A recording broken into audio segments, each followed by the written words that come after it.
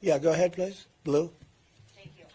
Thank you. First of all, do you think Israel should retaliate to these missile attacks from Iran? But also, do you believe that you should have been tougher on Iran after they had launched ballistic missiles in 2020 on U.S. forces in Iraq, leaving more than 100 U.S. soldiers injured?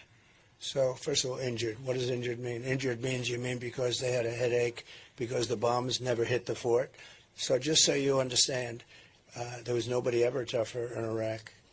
They had no money with me. They would have made any deal with me. I would have had a deal made within, literally, I would have had a deal made within 1 week after the election. They were dying to make a deal. And when you say not tough, they had no money. They had no money for Hamas. They had no money for Hezbollah. And when we hit them, they hit us. And they called us. And they said, we're going to shoot at your fort, but we're not going to hit it. And if you were a truthful reporter, which you're not, you would tell the following: none of those very accurate missiles hit our fort. They all hit outside. And there was nobody hurt other than the sound. It was loud.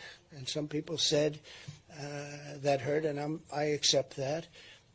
But they told us that they were going to do this and that they weren't going to hurt. And they wanted us to know that because they didn't want us to retaliate.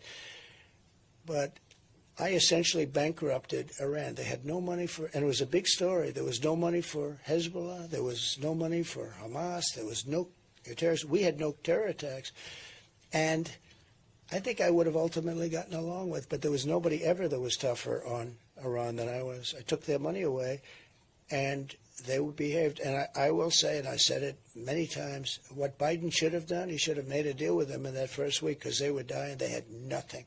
They were dying to do it. But they did just the opposite. They took all the sanctions off. I had the sanctions that were the toughest.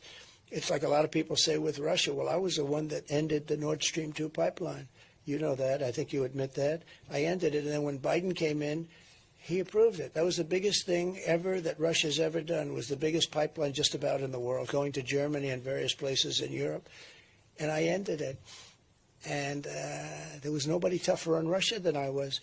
But with Iran, it's a very sad situation. But we could have made a deal with Iran, and all of this would have never happened. And the reason was I was the toughest by far. Nobody was ever tougher on Iran. But they did. They called us and they told us, we have to retaliate only in the sense that, and they, you know, I think people know this, we have to retaliate, but we're not going to hit anybody. Just keep your people inside the military base. And that's what happened. The rockets hit in all areas. And of the 18 rockets that were launched, 6 of them self-destructed, 12 of them approximately, 12 of them arrived. And when they arrived, very accurate rockets, missiles. And when they arrived, they missed the fort. But they had to do that. And I thought it was a very nice thing because they didn't want us to retaliate again. But I was the one that started that. Okay.